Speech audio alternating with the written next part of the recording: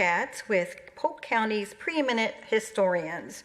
I am Lou Ann Mims, Special Collections Librarian with the Lakeland Public Library, and I'll be acting as your guide for this presentation with assistance by Tarek Balaj. We also have several people here in attendance with us in person. This presentation is being recorded so you can watch it at a later date as well. Tonight's presentation is the second in a series of collaborations between two organizations. The Lawton M. Childs Center for Florida History, located on the campus of Florida Southern College in the McKay Archive Center, was founded in 2001. The center seeks to preserve the state's past through cooperative efforts with historical societies, preservation groups, museums, public programs, media, and interested persons. Dr. Denham, did you want to say anything? Just welcome to everybody that's with us tonight, and we look forward to a really good hour and a half, or hour or so. Wonderful. And the other organization is the Lakeland Public Library. We have 3 branches in the Lakeland area to serve the Lakeland population as well as unincorporated Polk area. It's also home to the Lakeland History Room, which is soon to be expanded to offer exhibitions in addition to rich resources for the collection. And matter of fact, this week the library was closed for a couple of days so that we could begin packing up and storing items and relocating so that this project can get underfoot. So probably within the next year, we will be opening the Lakeland History and Culture Centers. Many stories connecting one community is the mission of the Lakeland History and Culture Center. And again, stay tuned for more to come. Our presenters this evening are both very well known in our local community and throughout the state of Florida. We have with us this evening Dr. Cantor Brown Jr. and Dr. James Mike Denham. We're very happy to have them with us this evening, and we are celebrating the recognition of Black History Month, which they will be discussing, the fascinating foundations of Florida's African-American experience, what you need to know about Lakeland, Polk County, and the Central Florida region. Welcome to all, and let's get started with a more detailed introduction of our historians. First, we have Dr. Cantor Brown Jr.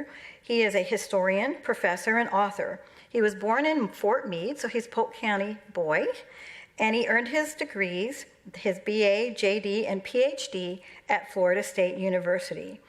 He taught at Florida A&M and at Fort Valley State University in Fort Valley, Georgia, where he retired.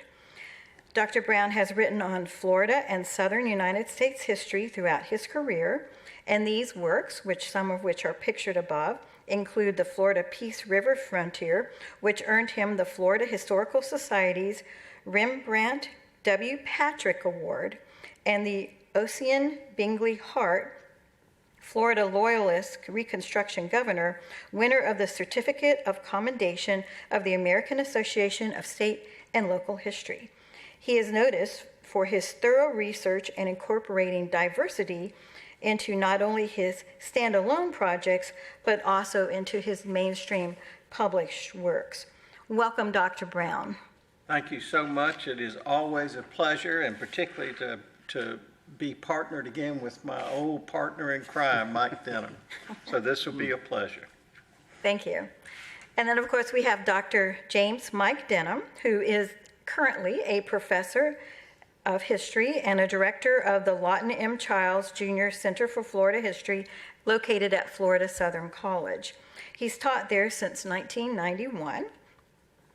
Denham received his PhD from FSU, so I see a little bit of a theme going on here. This is Seminole territory. Seminole territory. He is the author or co-author of 7 books, including Florida founder William P. Duval, Frontier Bon Vivant, and most recently, The Letters of George Long Brown, a Yankee merchant of Florida's antebellum frontier. Denham is a frequent contributor to Florida Public Radio. In 2015, the Florida Historical Society awarded Dr. Denham the Rembrandt Patrick Book Prize for 50 Years of Justice. In 2016, the Board of Directors of the Florida House on Capitol Hill in Washington, D.C., named him Florida Distinguished Author of the Year. Dr. Denham also is a thorough researcher who adds voices to the previously untold narrative through his published works, which adds to the field of knowledge for celebrating and advancing Florida history. Welcome, Dr. Denham. Thank you, Luann. Great to be here. Before I get started, I want to say hello to my granddaughter, Eleanor, in Washington, D.C., that is watching this broadcast. And I'm also very, very glad to be with my partner, and that is Cantor Brown Jr., who I guess we've been through a lot together, I guess you'd say, right, Cantor? But we've gotten old together.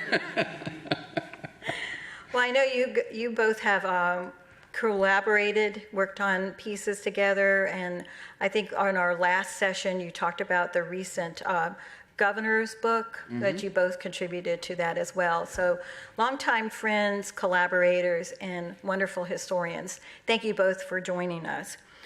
So this evening, we are going to kick off with our questions that came from a variety of people, and our focus is again on the African American experience, state, county, local, in celebration of Black History Month. So our first question this evening: who was Dr. Carter G. Woodson, and what did he have to do with the formation of Black History Month? Luann, I really appreciate that question. And while this evening is primarily the focus of what we're doing this evening is to highlight Polk County and Lakeland in Florida African American history, I'd like to talk just a little bit about Professor Woodson and two of his colleagues, one a little earlier and one a little later of him. And I call these three individuals, these three African American historians, the triumvirate of African American history. And there's three individuals I'd like to talk about very briefly. The first is Professor Carter Woodson, and the second is a person who preceded him in American history, American intellectual, and that's W.E.B. Du Bois. And then the third is someone that I gained a lot of inspiration from as a graduate student, and that's John Hope Franklin, who just passed away in 2009. Well, we're here tonight celebrating African American History Month in large part because of Carter Woodson, who created African American History Week, which was expanded to African American History Month in the 1970s. He was born in Virginia, the son of enslaved parents. He worked in coal mines as a young man and attended Berea University and then University of Chicago and Harvard University, and graduated with a PhD from Harvard in 1912. He was the second African American to earn a PhD there after W.E.B. Du Bois. He founded the Association for the Study of African American Life and History in the 19-teens. And the purpose of that was to study neglected aspects of what he called at the time Negro life and history by training a new generation of Black people in historical research and methodology. He believed that history belonged to everybody, not just historians, and he sought to engage Black civic leaders, high school teachers, clergymen, women's groups, and fraternal associations in his project to improve the understanding of Black history. He was the founder of the Journal of Negro History, which is now published as the Journal of African American History, which was founded in the 19-teens. And of course, in 1926, he launched the celebration of Negro History Week, which was the second week of February, to coincide with the birth date of Abraham Lincoln and also Frederick Douglass. Actually, a person who preceded him as a major African American historian, and the person we oftentimes associate with the founding of professional Black history or the writing of Black history, is the great W.E.B. Du Bois, who was really one of the great intellectuals of America in the 20th century. Unlike Woodson, he was born in Western Massachusetts and he attended Fisk and Harvard and was the first African American to receive a PhD degree. He was also instrumental in founding the NAACP, and for many years he edited the magazine, The Crisis. In 1903, he published what some argue is the seminal work, really, of African American sociological and historical work, and that is The Souls of Black Folk, which people are still reading. He published that in 1903. Go ahead. No, I was just saying a beautiful book. Yes. And then he worked for a time for the NAACP, but then he took a job at the University of Atlanta University, where he instituted a series of studies of the social, economic, cultural studies of African American society in America, and was one of the contributors, of course, to study the condition of African American life at that time.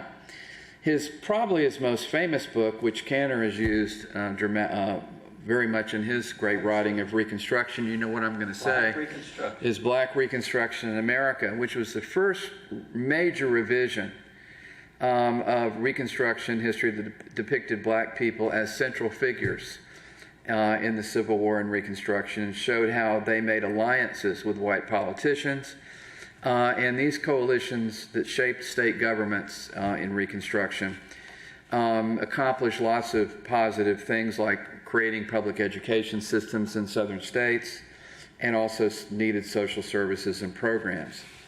The third person, who is, of course, more associated with the 20th century, is one of the great American historians of any race, and that is John Hope Franklin, who was born in 1915 and died in 2009. Very long life, very active, native of Tulsa, Oklahoma, the son of a prominent African-American lawyer. Franklin attended Fisk and also Harvard University, where he gained a PhD in 1941, right as World War II was beginning. He taught at Howard University, Brooklyn College, University of Chicago, and also Duke University.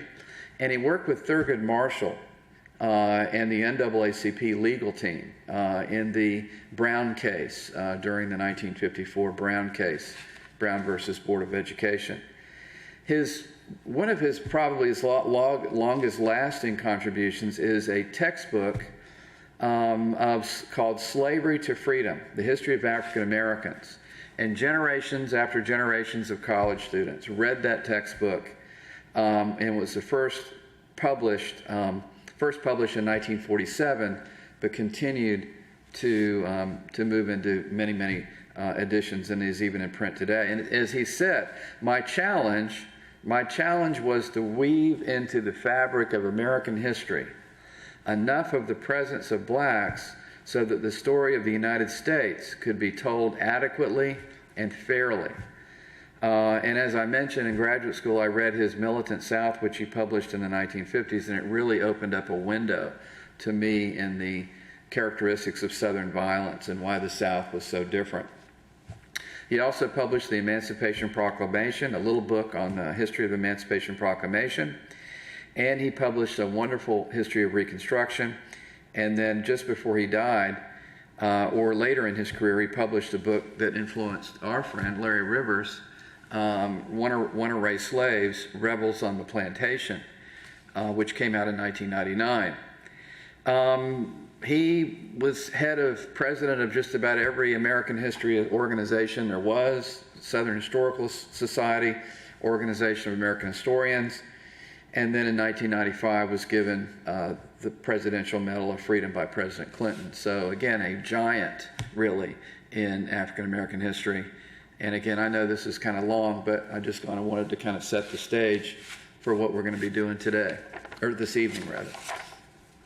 If I can add there, I think in fairness, we need to mention the frustration that particularly Dr. Du Bois and Dr. Woodson felt that white historians almost universally I left out that part. ignored their work.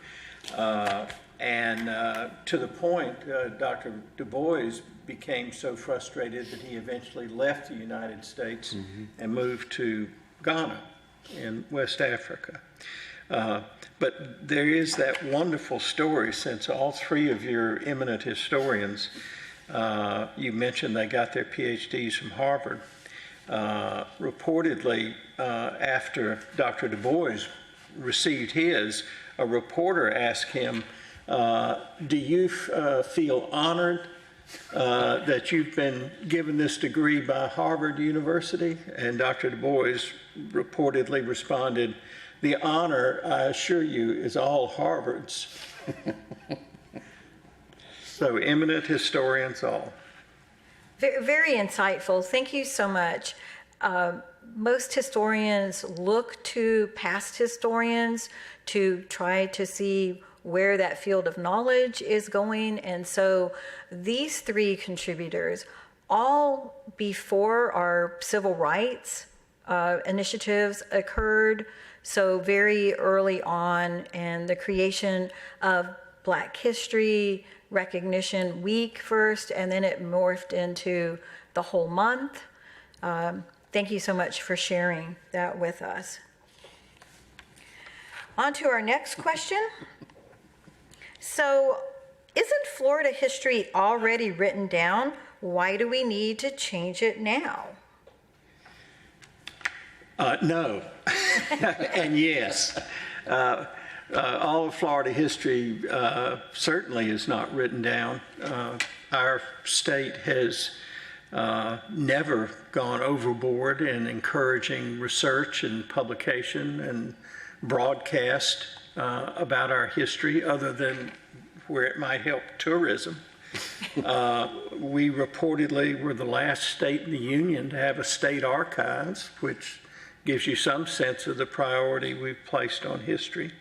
Mike and I had a dear friend and colleague, Mike Gannon, who now has passed away, but Mike was a very eminent historian, and he'd like to begin his talks with, most people believe Florida history began when they crossed the state line, and I believe that's probably true. But beyond that, even before Dr. Du Bois and Professor Woodson and certainly Professor Franklin did their monumental work, white historians were writing about Florida to undergird and justify Jim Crow racial discrimination. Black personalities, black accomplishments, black aspirations were either completely ignored or, in terms of accomplishments, ascribed to some white person. It is a tragedy, and it is a shame that the state itself, in my opinion, obviously I can only speak for myself, that the state itself has not been willing to stand up and acknowledge that the greater part of our body of history is designed to support racism. On the other hand, how wonderful that in the past generation or two, beginning in the 1950s and early 60s, with pioneer work like Florida State University's Joe Richardson, and many others subsequently, we have begun to truly explore the realities of black life. But let me mention, only begun. Let me give you an example. Probably the maybe preeminent historian in Florida today, certainly the preeminent historian of Florida's African-American experience, is Professor Larry Rivers at Florida A&M University.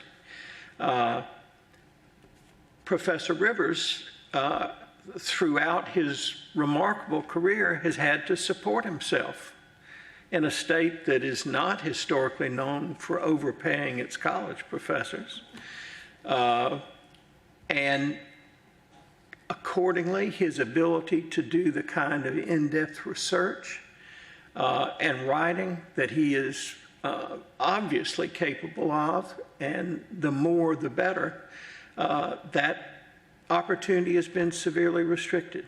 Now, he has given us probably, would you say, Mike, the best state-based study of slavery that exists, slavery in Florida. He's written about slave runaways. He's reached into African-American religions. And on and on. But that meant he had to sacrifice a great part of what would have been, I'm sure, a wonderful personal life. But he felt an obligation and consequently has accomplished a great deal, but only a part of what he might have accomplished in a more supportive atmosphere. He would be embarrassed that I'm singling him out, and Mike and I value his friendship. But he is a great example. We can do more, and that's true of Florida as a whole. It's true of Polk County. It's true of the Tampa Bay region. It's true of Lakeland and every community in this county. You can, as a researcher, you can barely scratch the surface anywhere and not find rich, sometimes tragic, African-American experience. And in my belief, the more that we know about that experience, the more we'll appreciate the contributions of African Americans to where we live, and the better we will understand that those contributions and those lives help make this special place that we all value so much. So my answer to the questions is no and yes. Okay, so we have the brief and the long. Well, so this picture that we have up here of this map, the reason that I chose this was because of perspectives. If you look, this map is, of course, not what Florida actually looks like today, but as we gathered more knowledge and we were able to shape to the current, what the current map looks like now, it's somewhat like what historians have to do with history, is you have to start shaping it so that it takes on a more, greater narrative than what we're able to offer. I think this map is from 1600s, so of course we've gone a lot further in our history. To a layperson, somebody who isn't an avid researcher, can either of you share what we would call historical bias as we talk about how this has transcended into pulling out that diversity narrative? I'm sure Mike's going to want to pick up the response to that, but if I could just interrupt and be rude for just 1 second. This map is wonderful in pointing to something in addition to what you said, and that is when this map was drafted, individuals of African descent had been making a difference in Florida for a century. We get all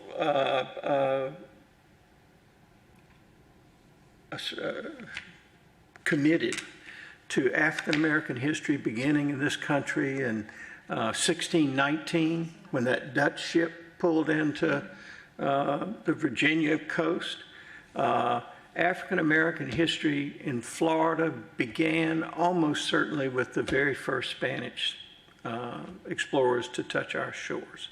There was at least one and maybe more African Americans on board Ponce de Leon's ship the day that he named La Florida.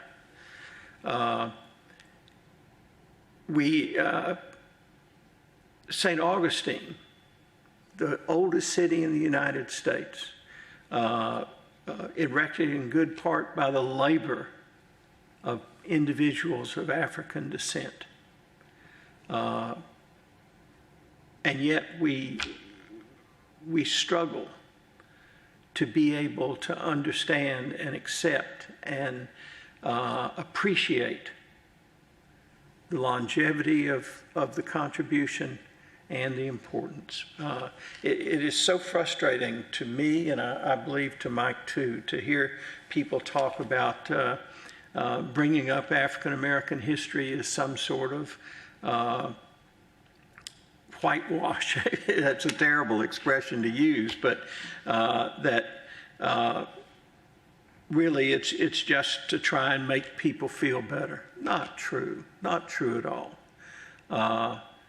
It's rich, it's fascinating, and it's important. Again, I apologize for cutting you short there. Thank you so much for that. So we will go on to our next question. Why is Polk County anything out of the ordinary when it comes to African American history?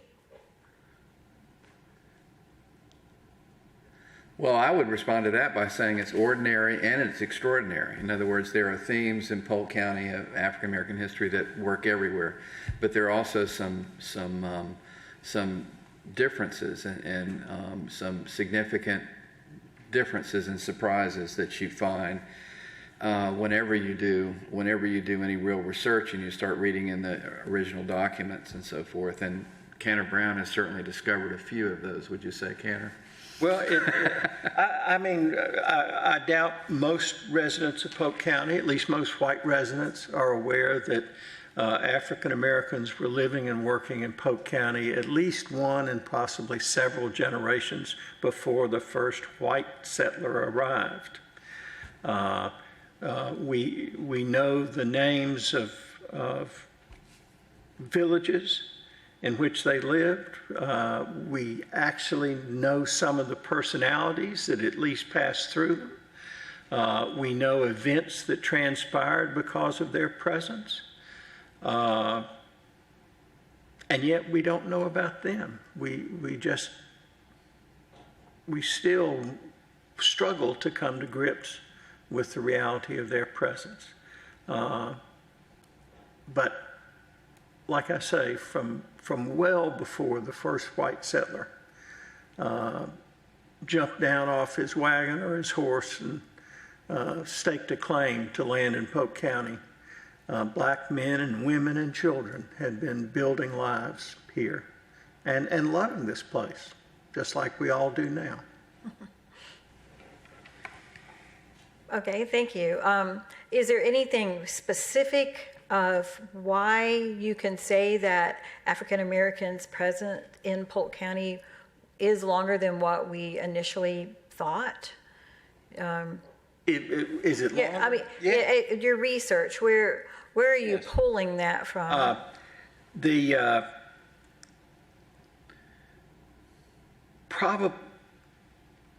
Let me think how, in terms of something that would be available to somebody, Yes. for somebody to look at right now. There is a lot of research ongoing. There was a black village in north of Bartow on the southwestern side of Lake Hancock at the outlet of Saddle Creek called Minotee. And that village apparently was settled by survivors of the destruction of what was called a maroon community, black Seminoles, sometimes called runaway blacks, that was at present-day Bradenton. And it was destroyed in 1821 by Creek Indians under the orders of Andrew Jackson. As best we can tell, about 750 people lived there. It was called by Cuban fishermen who lived nearby Angola. Jackson hated the residents of Angola because many of them the men had served in the British Army during the War of 1812. No doubt some of them kept their British Army uniforms and equipment. And had resisted the might of Andrew Jackson and his army. And he ordered it destroyed. But while his raiders were able to seize somewhere around 225, 250 residents, maybe 500 escaped. The greater part of them went down the coast to the Florida Keys, and Bahamian fishermen took them to Andros Island. And their descendants live on Andros Island today and are identifiable and have been identified. About 200 of the survivors fled inland to the protection of Creek Indians opposed to the ones that conducted the raid at Angola that were living at modern-day Fort Meade, which was in an Indian village called Talakchapko. And from that village of Manatee, which we assume is named after Manatee, the Manatee River flowing past Angola, soon their numbers were supplemented by the arrival, had already been, excuse me, I'm getting confused. The village had already existed when those survivors arrived, because another veteran of the War of 1812 and the associated Creek Civil War by the name of Opone, who was an Ocmulgee Creek chief. Opone had moved to just north of modern-day Bartow, where the British, his allies, and possibly the Spanish, had helped him build a plantation beginning in 1818 and 1819. Reportedly, somewhere around modern-day Highland City, just south of Highland City, he had a 2-story plantation house there, described as the finest house in the Creek Nation. And he had slaves. Now, slavery among the Creeks was not exactly the same as we associate with Old South cotton slavery. But his slaves lived in that village that came to be called Manatee. So you have a pretty substantial settlement there after the destruction of Angola in 1821. That is important to U.S. history because it was warriors from Manatee who allied with Osceola in bringing about the Second Seminole War in 1835, which is generally considered the longest Indian war in United States history. And Dr. Rivers and I have argued the longest slave rebellion, or largest slave rebellion in United States history, with origins directly attributable to Polk County. Fascinating. Thank you so much. So what you're expressing is, it seems like it's hidden history, but it's really just been forgotten. And as historians, you're bringing it to the forefront and making it more diverse. So thank you so much for sharing. The records are there. I mean, primarily military records, and primarily white officials who write about this menace, this scourge that has to be stamped out. And there's actually this. a record, a description of Opone's plantation and the Black Village. It was written by a white merchant named Horatio Dexter, who was sent down in 1823 on a quasi-governmental mission, and who had to file a report back with the government. And that report exists in the National Archives and has been published. Right. And is quite descriptive. So it's just compiling it and making it readable, because I know it's so very tedious. Little bits and pieces, Little bits and pieces, a little here, a little there, and then as historians, you build upon the information that was left before you. So the government documents, the War Department documents, were very meticulous, and their orders, and there's descriptions, and there's reports, and there's but they're hard to get at. A lot of them are on microfilm, or maybe not even on microfilm, but they're there. well, thank you guys for heading that up, because it is very tedious, time consuming, and of course you've got to collect it over a period of time. It's not going to happen right away. Well, So let me mention, and the renovation that you are participating in at the public library, I hope people appreciate what is going to come from that. That Lakeland will have top quality historical exhibits as well as a top quality historical collection in the Special Collections Department. And a part of that emphasis in those exhibits, if I'm correct, is African American history.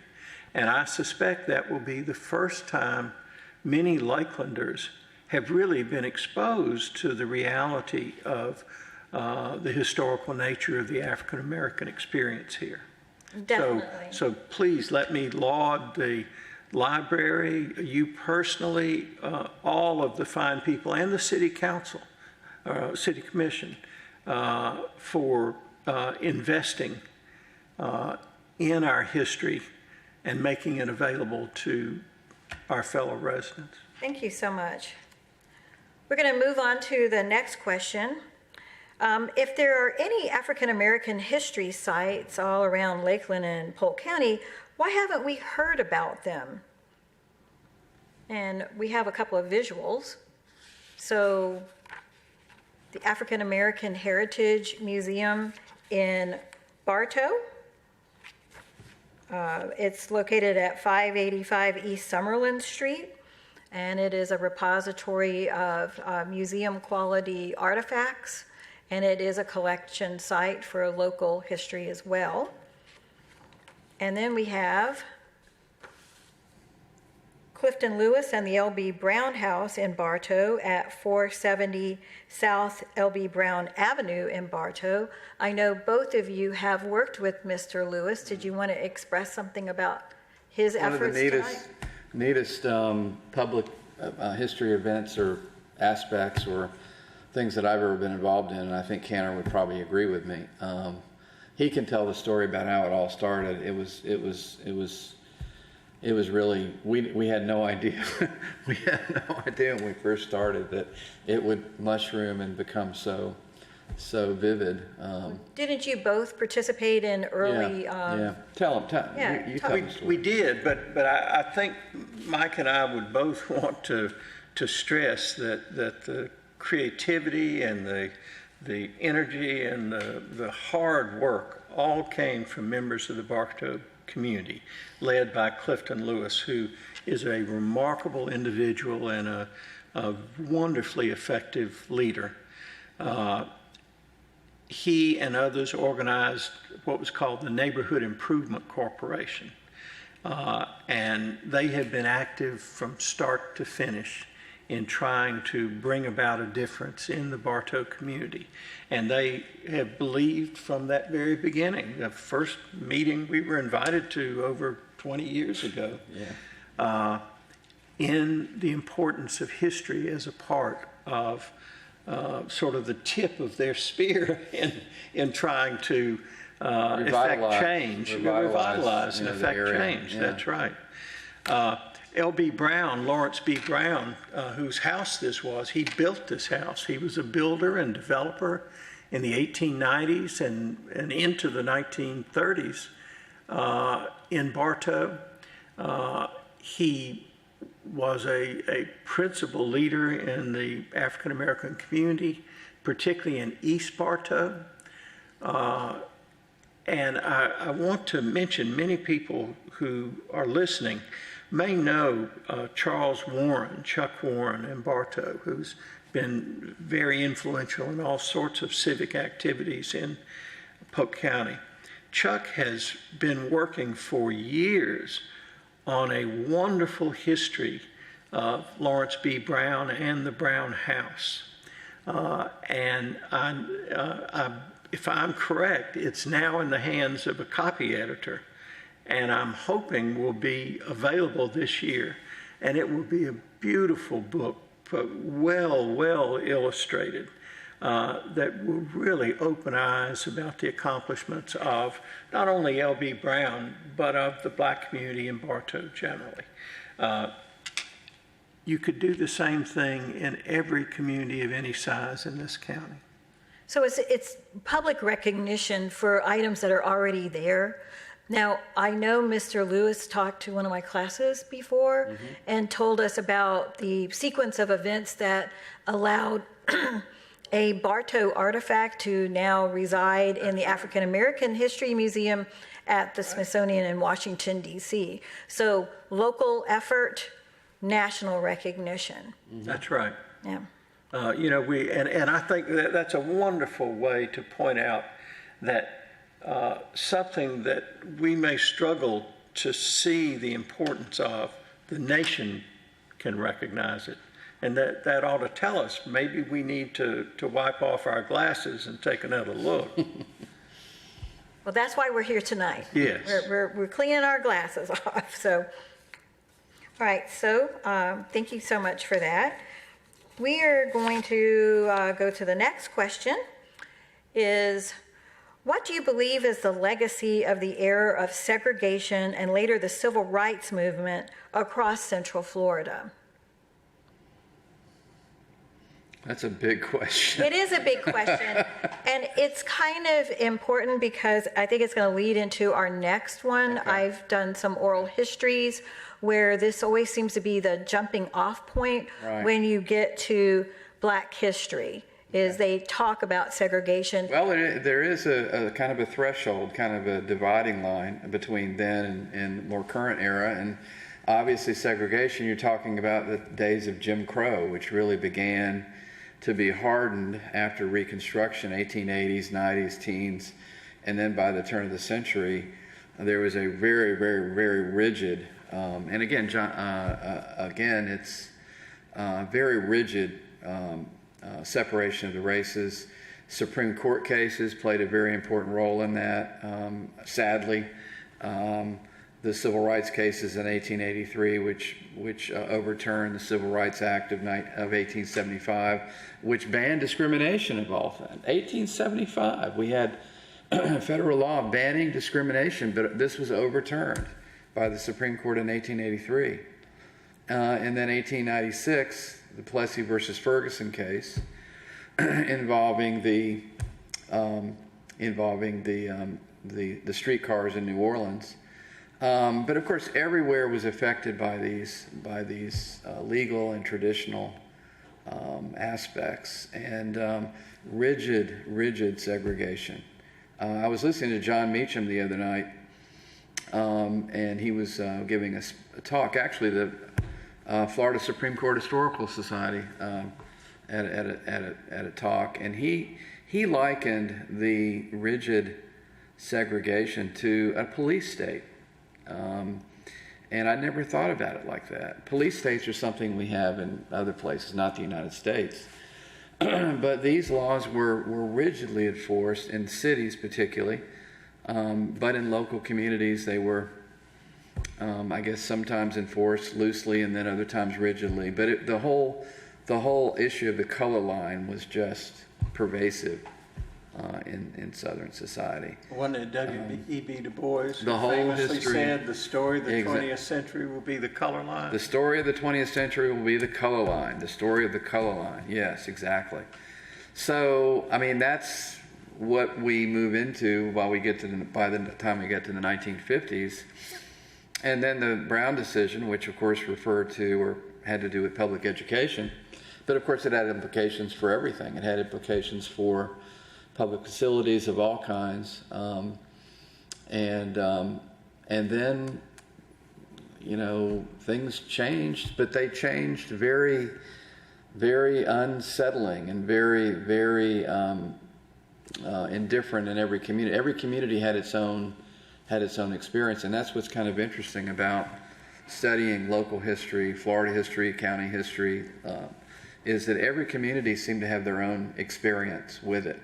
And it was, I don't think that you could ever characterize it as smooth anywhere, but some places were obviously more difficult than others. But, and it's, as a teacher, it's difficult to speak to young people. They just can't believe it. They just can't believe that there was a time when the rigidity of separating the races was so strong. It's hard for them to really imagine it. In a way, that's a good thing, I guess, isn't it? So there's a kind of before and after And I'll just leave it to Cantor to pick it up from there if he wants to. Well, I apologize for interrupting. I thought you were taking a break there. Don't we have to get into the violence associated with Jim Crow? Oh, yeah. Police state. Central Florida as a whole, and Polk County specifically, was a forum for violence. Now, it wasn't simply white on black violence. There was lots of white on white violence. There was lots of violence, period. But the white on black violence was bitter, it was tragic, it was barbaric, and it persisted. Lynchings all over the place. One man was lynched at the Peace River Bridge in Bartow and then burnt. Some reports suggesting he was still alive. Terrible, terrible incidents.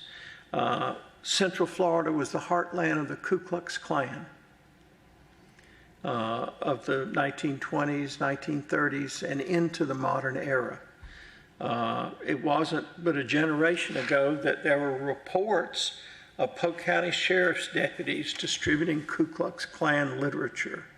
The National Association for the Advancement of White People was headquartered in Polk County. All this didn't happen by accident. It was a legacy of the system that Mike's talking about that was beat into the fabric of the county by violence. And because that experience was so intense, the legacies have not been easy to erase. And in fact, I would say that many people, if not most people, have just preferred not to try. Tragic as that statement is. I'm not sympathizing with that, but I think that's a sad reality. There are legacies of Jim Crow. There are legacies of segregation, and they are going to persist here until we truly begin to face up to them. Which is one reason why we talk about Black History Month, so that we can express pinpointed perspective on this inclusion history, because Black history is American history, but we look at it specifically so we can have conversations about this. Thank you so much. Okay, we're going to go on to the next question.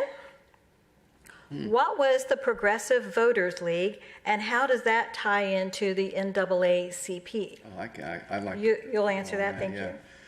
Well, Progressive Voters League came about around World War II, a little bit at the tail end of World War II, and it was a movement primarily instigated by one of the very interesting African-American Floridians, Harry T. Moore, who was a pioneer. And we're talking late 40s, early 50s, before Medgar Evers, before Martin Luther King, before even Thurgood Marshall, people really knew. Well, I guess people certainly knew about Thurgood Marshall.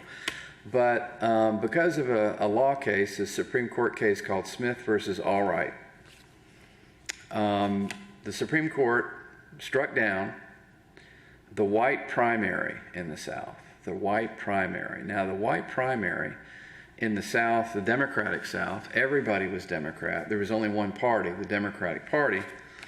The white primary was essentially a mechanism which would exclude African Americans from voting in the primary, which was really the only way we would ever select candidates.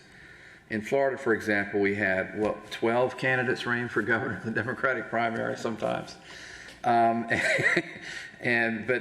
beyond that, African Americans, of course, could not vote in the white primary. So that was a mechanism that many southern states used.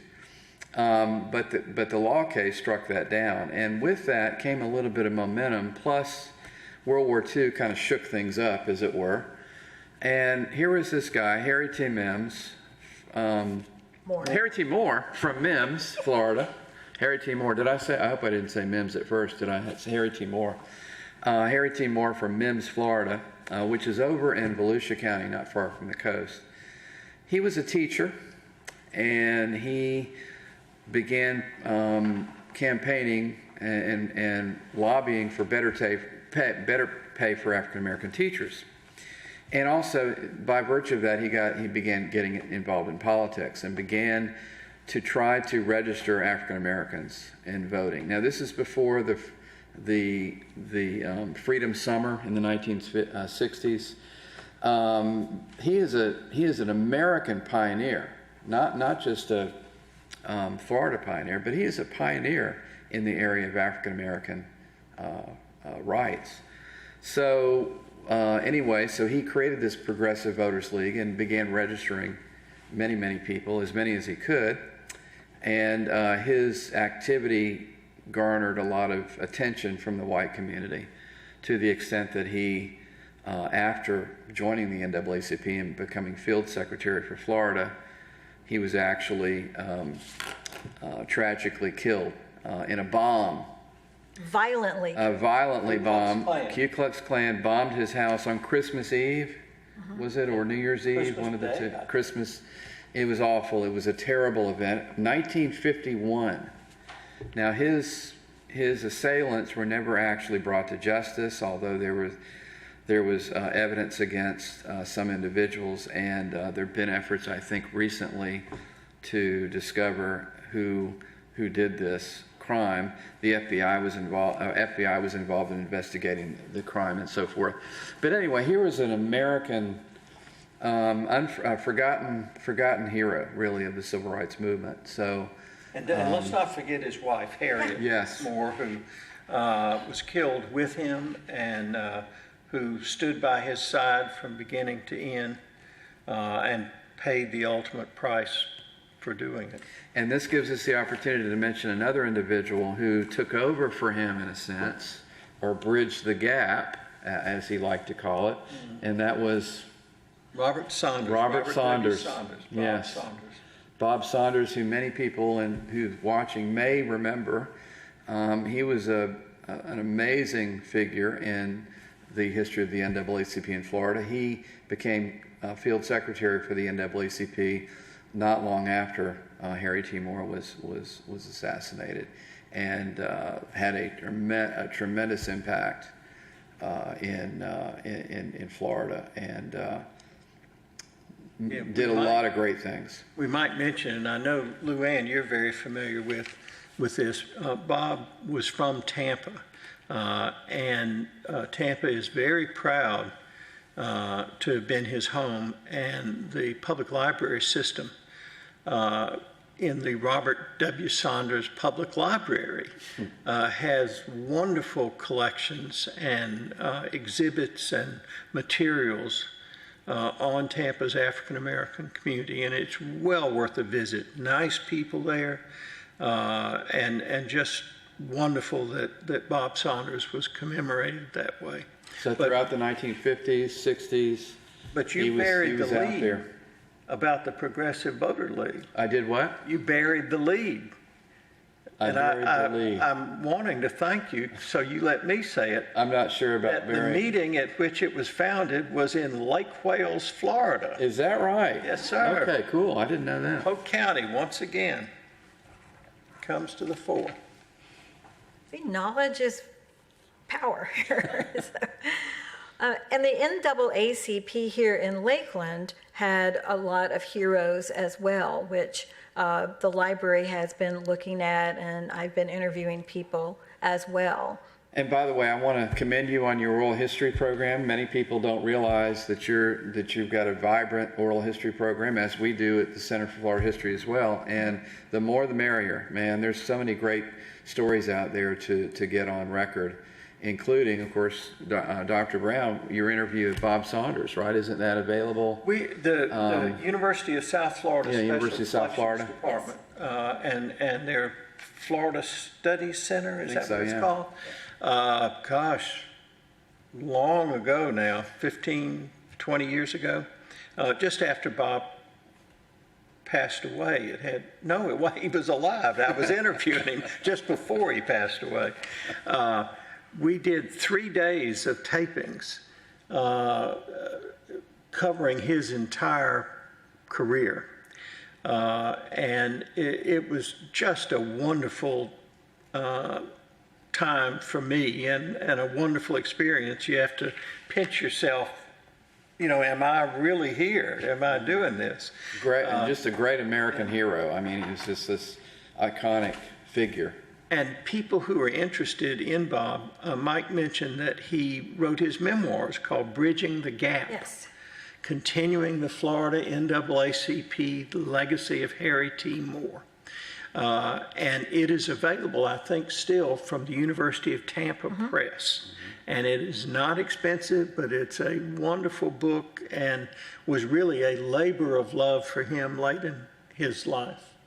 But it's also very enlightening. I, of course, have earmarked the Lakeland sections of that. Yeah, that's right. I remember. Yes, he and has when towns that the he- schools were being segregated here in the 70s, a couple of students faced some legal bills, and he was at an airport and crossed paths with Mr. B.B. King and asked him if he would do a fundraiser to offset the costs, and they performed right here in Lakeland. So, but Saunders writes about that. And those oral histories that you talk about at University of South Florida, they are available for anyone to look at. If you need assistance, contact your local librarian and we will guide you to those interviews. So we are going to move on to our next question. Who are some local people leading the way for the cause of Black history? And we can go to the first slide to spark our memories. Wow. We have Miss LaFrancine Burton. Fran Burton, I just can't say enough good about her. You talk about somebody laboring alone in the vineyard for years.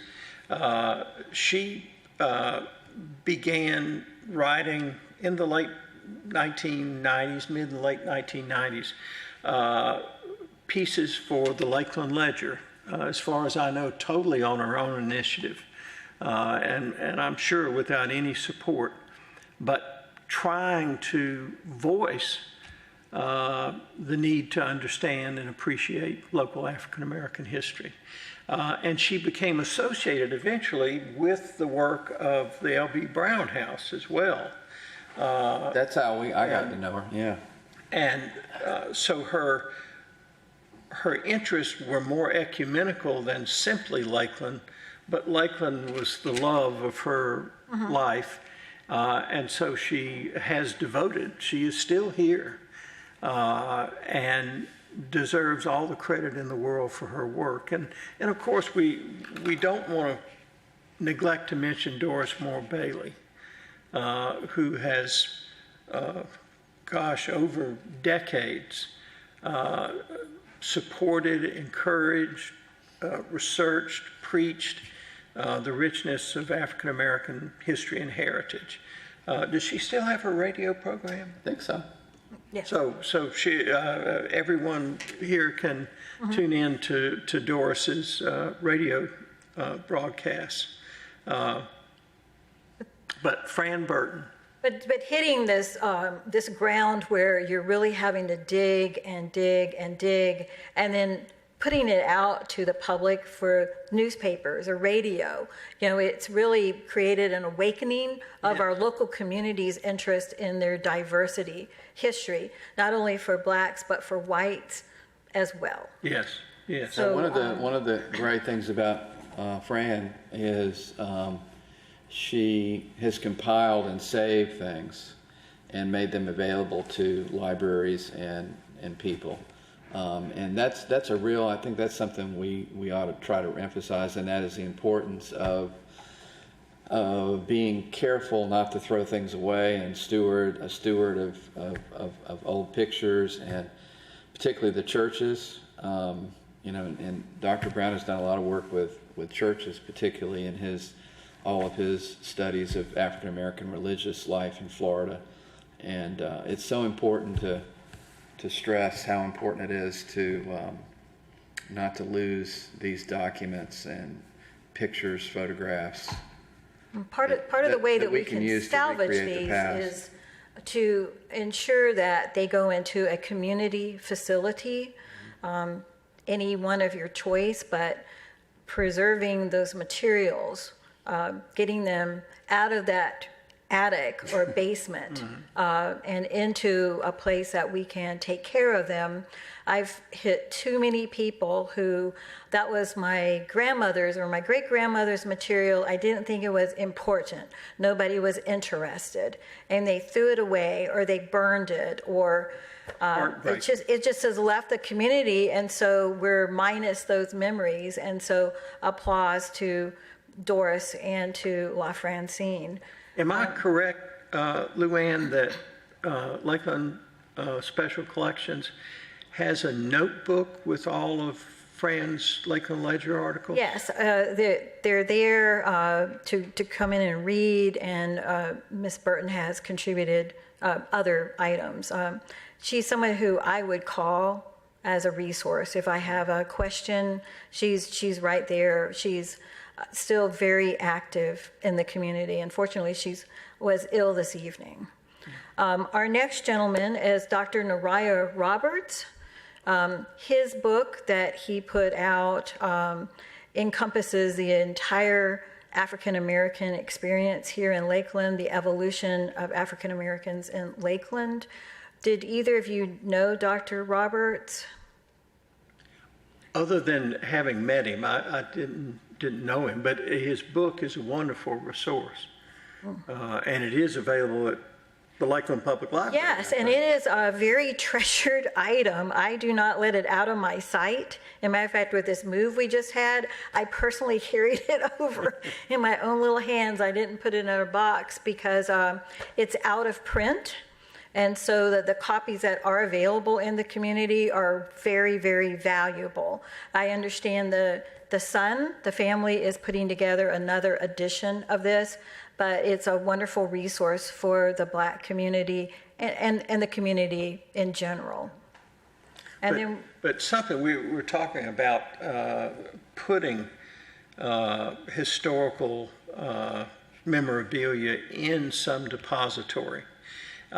And one thing I have tried really hard in my career to find and help preserve those kinds of things. But it's so easy now for people not to lose those artifacts when we have scanning that gives you a copy that's every bit as good as the original for most purposes.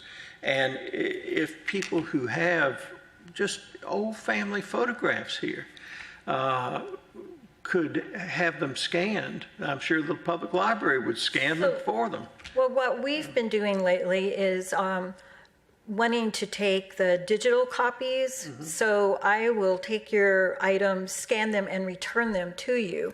I was very lucky in working with a person who I'd done an oral history with that had a unicorn, the yearbooks of the African American high school that was here, Rochelle High School, previously Washington Park. And his mother went to school there, so I have a Washington Park school annual, and I have one of the last Rochelle school annuals.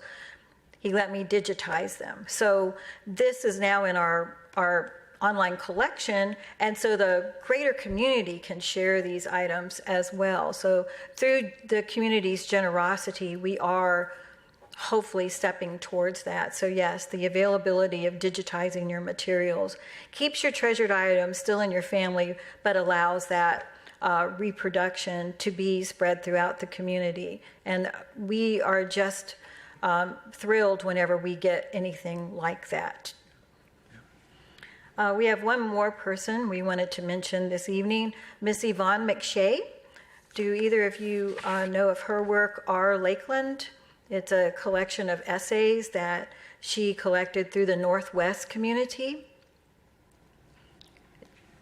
I haven't used them, but let me say once again, someone taking the initiative to do that is wonderful.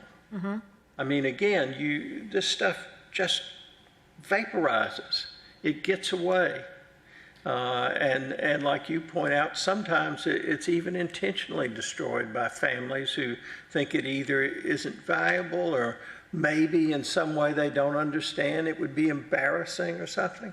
To be able to capture and share and preserve neighborhoods and personalities and dynamics of life is just a treasure. So we do have active people in the community that are trying to gather these stories and put them back out into the public. We even have Mr. Richard Wilder, who is a reenactor for the Buffalo Soldiers. Have either of you met him? Yes, I have.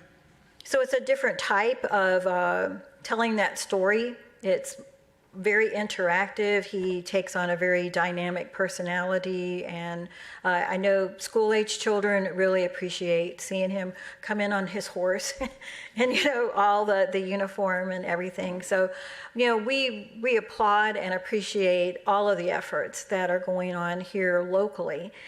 Can you help me think of anybody else that you would want to mention?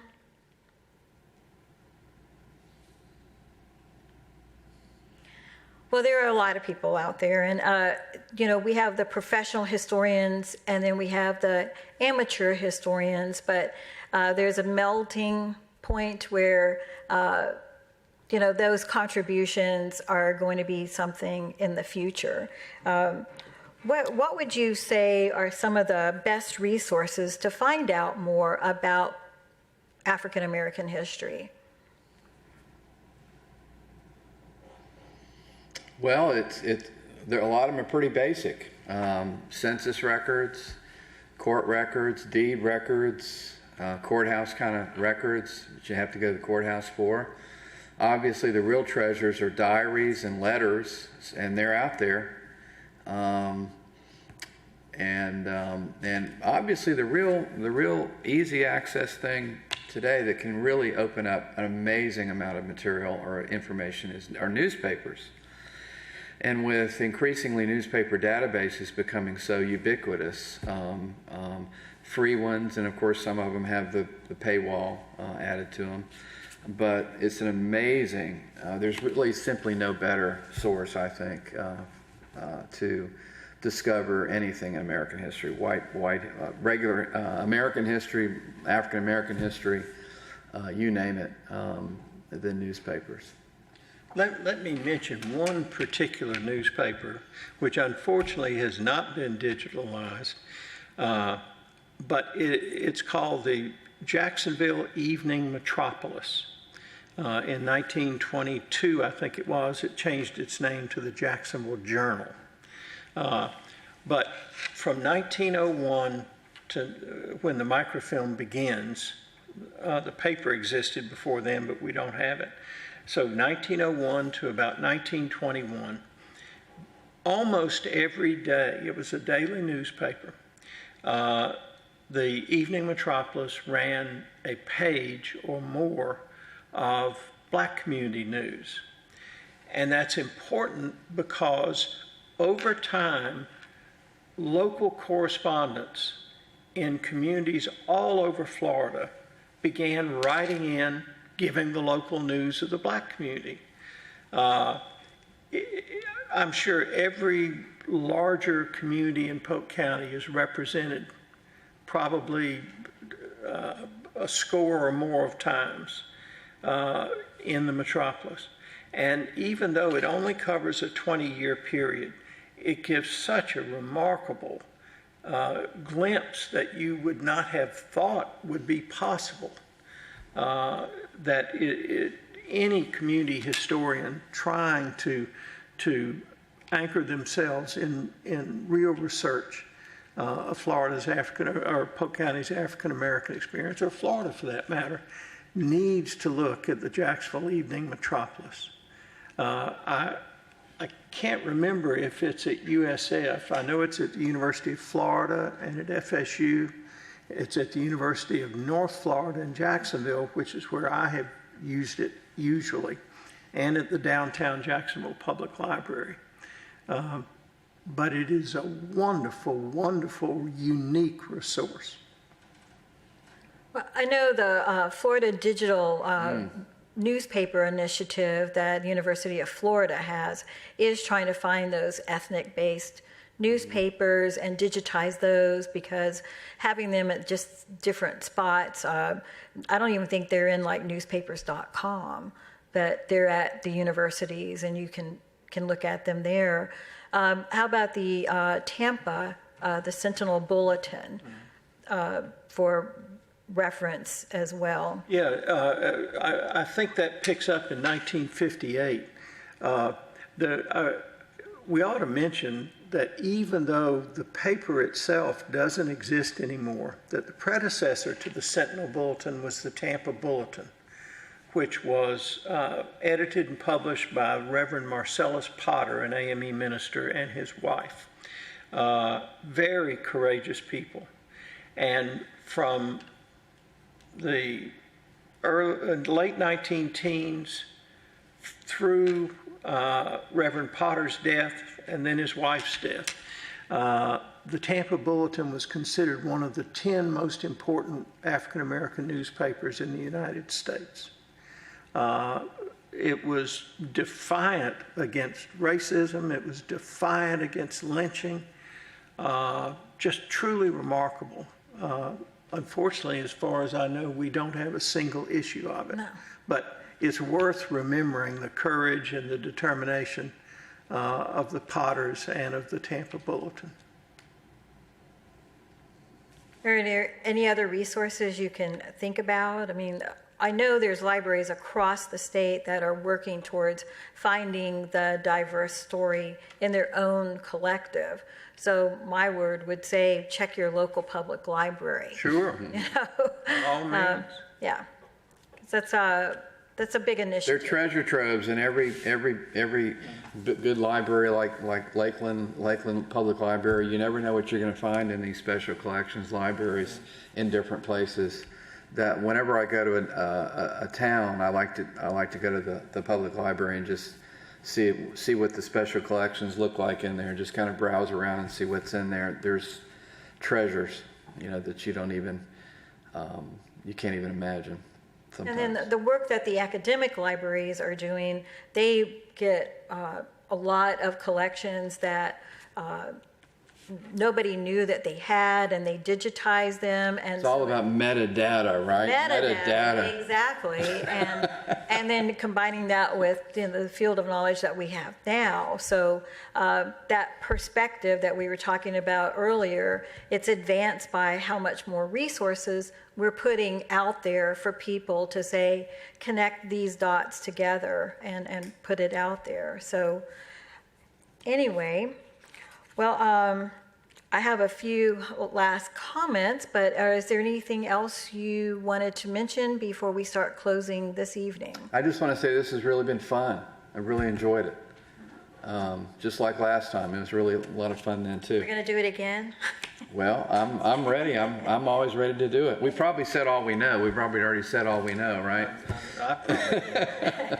But I want to, again, I worry sometimes I'm getting preachy, but it's from years of wanting to make a difference in, as John Hope Franklin did, in helping people, particularly here in my home county, to understand that interest in and knowledge of African American history benefits us all. And to blindly turn an eye to that, we are only hurting ourselves. Right. So it would really be a wonderful thing if, at least in our hearts and our minds, we could appreciate Black History Month every day of the year. There are so many initiatives across Polk County. Every year, there's more and more. This year, the City of Lakeland, the Parks and Rec Department, put together a discovery trail of Black history. They have several different sites that you could visit, read the information, and get a stamp. and then you can turn that in for like a swag bag. But because we're in the pandemic, they also offered a virtual tour. So I would say until the end of the month, this is another good way to look at Lakeland's, some of Lakeland's Black history as well on this discovery trail. In line with that, Luann, as you well know, after I moved back down to Polk County 3.5 years ago, I wrote a little sort of introductory work on the origins of Lakeland, and you were kind to illustrate it and post it on the website. Yes. For special collections. And I think it's still available It still is available, and the origins of Lakeland is there. I'm going to eventually add your Banana Lake work. This year we added another tab. We looked at women of power in the Black community. We called it Empowered Women, and that's on our website as well, a little more history about our locals. So thank you for contributing that. Well, the point, and I'll finish with this, that I make in the origins of Lakeland, or try and make, is we misunderstand the dynamics behind early Lakeland, who the players were, who was doing what when, but perhaps most fundamentally that in its earliest days, Lakeland was a Black community. It was not a white community. The majority of people who lived in the vicinity, at least, worked for the railroad or some contractor for the railroad, or were merchants and other professionals who dealt with people who worked for the railroad. These were people highly prized by the railroads themselves. They earned just as much as white workers earned for the same jobs. And they built a remarkable community here from the very earliest days of Lakeland's existence, and institutions that were established in those earliest days can yet be seen here in Lakeland. So don't introduce yourself to Lakeland's history thinking that a couple of white guys just did everything and there we are. In fact, a good argument can be made that early Lakeland took on the form that it did because of the work of Black men and women who worked for the railroad that created the town. It's very, very deep history, and thank you so much for that.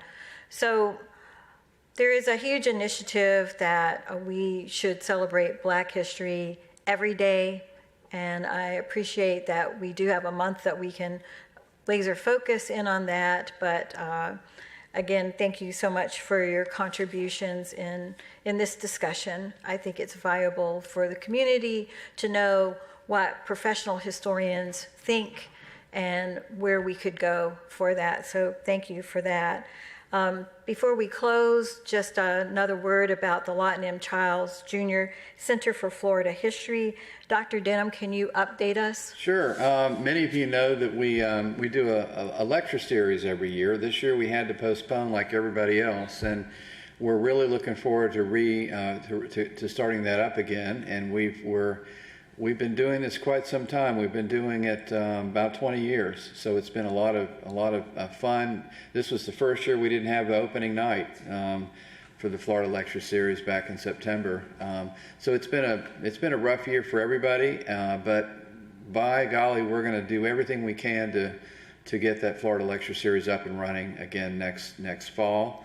And I've already got lots of good ideas, so get ready for some information on that. And I appreciate everybody that's been very solicitous in our work and supported us even through this difficult year. So we're really gonna redouble our efforts next year. Thank you so much. And you do have a website that keeps everyone updated. We do. And the easiest thing, you see that link there, which is really long. The best thing to do is just Google Center for Florida History. You don't even have to do Lawton Childs Center for Florida History. It comes right up. So Center for Florida History, it hits right on that first Google link. I don't know how that happens. I don't understand how that works, but it just works. So just Google Center for Florida History, and it'll come up there, and you'll see our website. You'll see our oral history page with lots of oral histories on it, and you'll see all of our, you'll also, if you click on lecture series, you'll be able to go back to all of our programs over the last 20 or so years of all the great, wonderful programs we've had, and you can click on those brochures and you can read about all the great programs we've had over the years, and we're really looking forward to the future. Yes, we all are. Dr. Brown, did you want to wrap up any comments or? What a pleasure. Okay, well, great. So we're going to flip over to one more slide. Again, with the Lakeland History and Culture Center, the city is funding the structure to be built out of the former Lakeland History Room. It will be centrally located in the Lakeland Public Library around Lake Morton. So we are in a spot right now where to put the exhibit together, we need to have funds so that we can go forward with making a really first-rate exhibit come to life for Lakeland. On the library's homepage, you will see there is a Lakeland History and Culture Center tab. You can look at some of the artistic renderings of what the space is going to look like, and hopefully we're starting the construction soon, and we look forward to what next year brings to us as well. Thank you both to our historians, Dr. Cantor Brown Jr. and Dr. James Mike Denham. We hope to offer more history-based program in the future through this format. Eventually, we're going to be out of COVID, but right now, I think having these little panel discussions keeps us at least a little bit satisfied here. But I want to thank you to the City of Lakeland for hosting us here in City Hall, to our staff that came to help this, and everyone else who showed up to support us here. And I just want to thank everyone for being interested in history and local history especially. It's the first to get lost in the shuffle, and we really appreciate the opportunity to talk more about it. So thank you so much. Thank you. Thank you.